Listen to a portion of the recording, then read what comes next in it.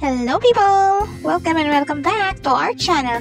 At ayan na nga mga ka-cravings, for today's video ay magluluto nga tayo. Hindi pala magluluto, maggagawa tayo ng no-bake mini cake na pwede yung pwede nating pang negosyo, pang racket, ganon. At saka pang regalong ngayong darating na Valentine's Day. So ayan, meron tayong tatlong Paddy bar at nag-gloves pa nga ang lola nyo para tawag dito malinis. Kunyari, ito ay bebenta natin. Pero itong gagawin ko na to ay, syempre, kakainin lang namin muna, ganon. So, ito ay mura lang. 3 Paddy bar lang yung kailangan natin. So, ayan nga. Naubusan nga ng chocolate na Paddy bar ang tindahan. So, ayan na nga. Buko pandan na lang yung isang nakuha ko. Dahil ubus na nga ang chocolate flavor. So, ayan na, 3 na yan. Syempre, tatanggalin natin sa sa lagayan niya. Tatanggalin natin yung papel sa ilalim. Ayan, ganyan lang naman. Alam nyo na yan gawin, mga ka-cravings. Ayan. Dahil nga, gabi ko tong ginawa, naisipan na lang bigla ng lola nyo maggagawa ng ganito. Ayan. Pero magpapa-order tayo mga ka-cravings ng ganyan at kasama sa racket ng lola nyo gumawa ng mga cakes. At ang ginagawa naman nating cakes, yun talagang binake na cake. So, ito naman, kapag nag-crave lang kayo bigla ng gusto nyo ng cake na affordable, ito nga lang ang kailangan lang natin dito ay 3 Paddy bar. Ngayon, pwede namang hindi nyo na ilagay sa packaging kung hindi nyo naman ibebenta, kung kakainin nyo lang ganon, pwede namang hindi na bumili ng acetate na lagay na box. So ito nga, hinati ko lang sa gitna mga ka-cravings, ganyan.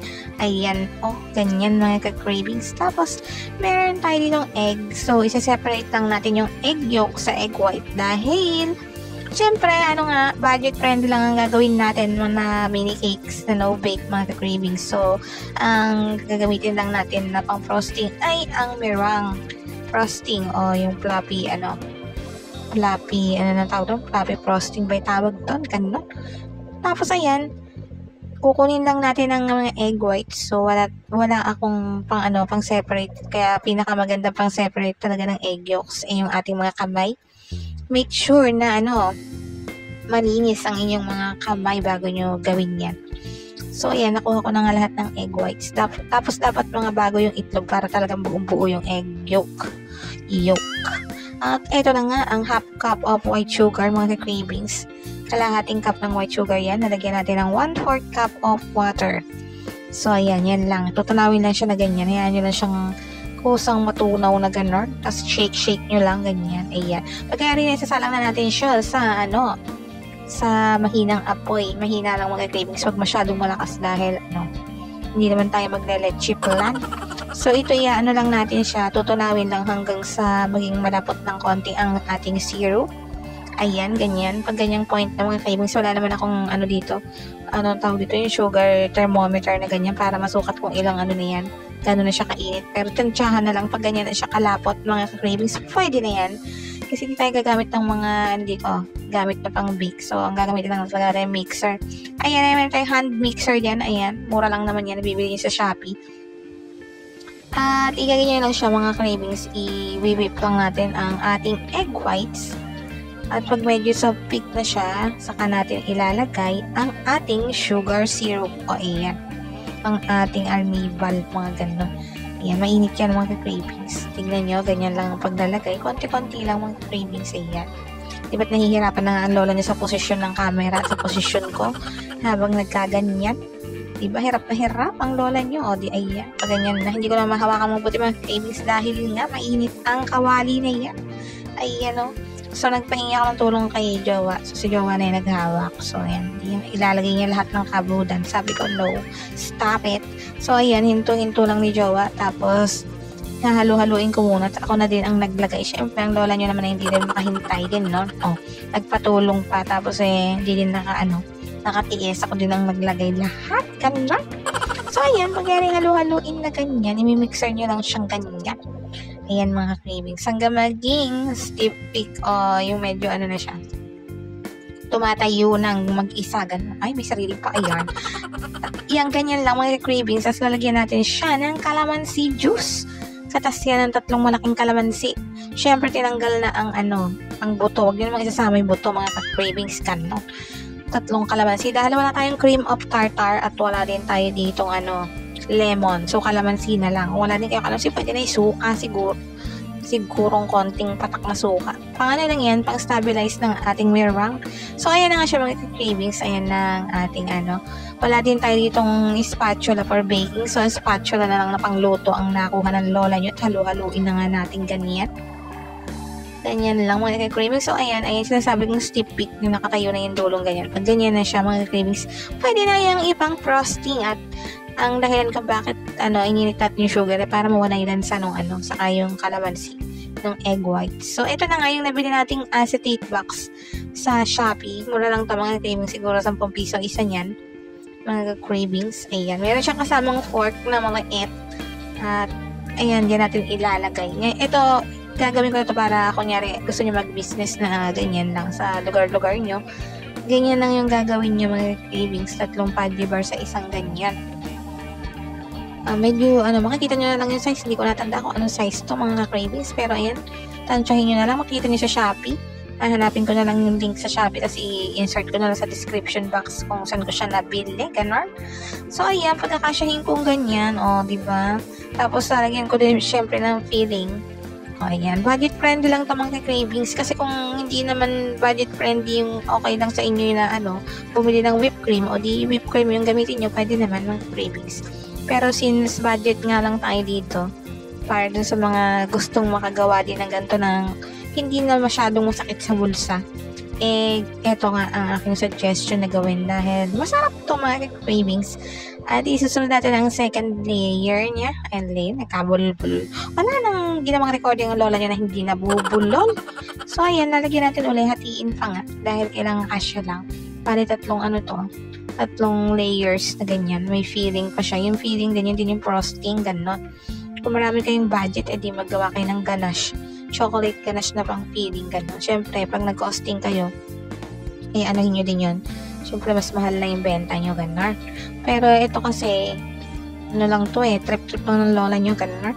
Kasi pwede nyo pambenta mga cravings kung gusto nyong ibenta. So, ayan, wala din akong piping bag dito sa bahay ngayon, mga cravings. So, ito na lang, supot na labok yung maglalagyan natin. So, ayan, makakasurvive ang ating mini cake gamit ang mga kitchen utensils.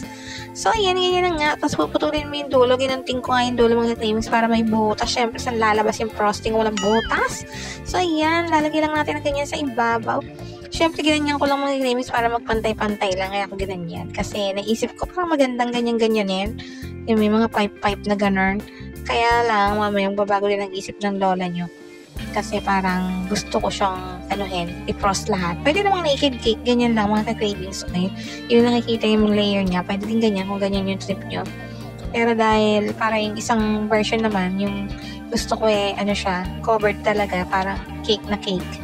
Ayan. Lalagyan natin siya ng frosting all over. Lahat-lahat.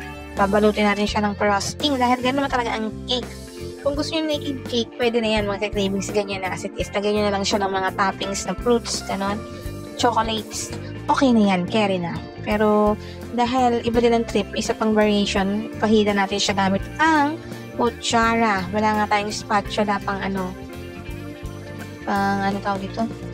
Frost ng cake. So, kutsara lang din yung ginamit ng lola nyo. Papakita ko sa inyo na pwede namang makagawa ng mini cake gamit lamang ang mga lang natin. Gamit sa kusina tulad niyang kutsara o sandok na lang, ganun. Dahil wala naman tayong dito yung pang-bake na spatula. So, ayan. Gaganyanin nyo lang. Pupunuin nyo siya mga cravings. Ayan. Pahid-pahid lang na ganyan hanggang sa kuminis na siya. Pakikinisin nyo siya, ganun. O, diba? Yung iba naglalagay dito nung cling film, yung parang ano ba yung tawag nun? Basta film yan yung matigas na kagilid para pantay na pantay. So, wala tayong ganun kasi nga budget friendly nga ito. Pero kung gagawin yung business at ika-career nyo, pwede bumili kayo ng ganun para mas maganda siya mga cravings. Tapos, ipapipe na ganyan, o, diba? Wala nga din akong piping tip, so butas lang ng yan, ganyan, emerald. Ayan, ganyan ang kalalabasan niya mga cravings. Tapos, ngayon, meron ko dito mga chocolate. Ayan. Mga binigay lang to galing ng Taiwan, gano'n. Ate, yan nilagyan pa natin ng ibang chocolate na ganyan. Wala na akong mahanap na iba pa. So, ayan na lang, gabi na. Sarado na ang tindahan. Kung bakit naman naiisipan ng lola niyong magagawa ng ganito pagkagabi na. At ayan na nga, nilagyan pa natin ng dry J dahil nga meron ako mga dry J dito. Nilagay na natin yan. May gold at saka silver dry J. Kung wala kayong dry J, edi wag nyo nang lagyan. Since ako naman nagbe-bake, kaya meron ako mga ganon, mga cravings. Tapos tatakpan na natin siya ganyan, mga cravings. O, ayan, takip niya. O, diba, ang ganda. Pwede siyang pang regalo this Valentine's Day. At saka meron din akong biniling ganitong ribbon. O, ayan. Lalagay natin siya dyan. At muntik pang tumembo ang ating mini cake. So, ayan, ibubuhol na lang natin. Ibubuhol na lang lola nyo ang ayan, ang ating pag-gift. Kay jowa lang din natin yan ibibigay. Kanon, surprise! Kanya, di pa surprise. So, ayan na nga mga ka-cravings. Ito na, yari ang ating no-bake mini cake. At ayan, perfect na nga pang regalo natin yan sa Valentine's Day sa ating mga loved ones. O, ayan, kung nagtitipid ka, yan lang ang gawin mo mga cravings. O, ayan. Titikman na nga natin ang fudgy bar. Siyempre, alam niyo naman na yung lasa ng fudgy bar. Masarap naman. O, diba? First bite. O, diba? Thank you, Lord. So, ito na nga. Kinain na nga ni Jowa ang first bite. So, titikman niya na nga daw. At ang sabi niya nga, ay, masarap naman pala. At promise, masarap po ang frosting na yan, mga cravings. Simpleng-simple lang. Ayan. Very light. Dahil matamis na yung fudgy bar, kaya light na lang ang frosting. At itry nyo na nga din mga ka-craving. Sobrang dali lang gawin at pasok na pasok sa budget. At hanggang dito lang nga mga ka-craving. Salamat sa panonood. Hanggang sa susunod. Like and subscribe.